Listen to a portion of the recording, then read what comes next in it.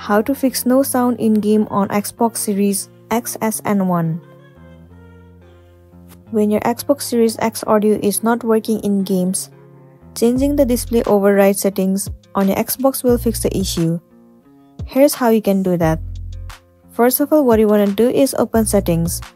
Under General, go to TV and Display Options. Go to Video Visibility and Overscan.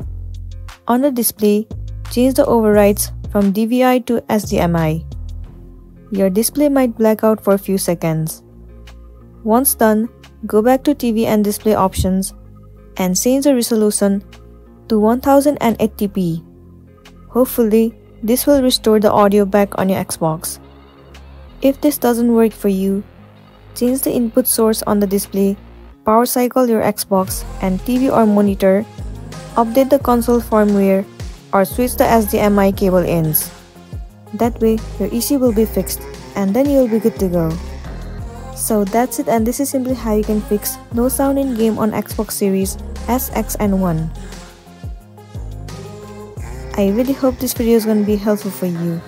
If it does, please make sure to like and subscribe to our channel. And thank you for watching it till the end.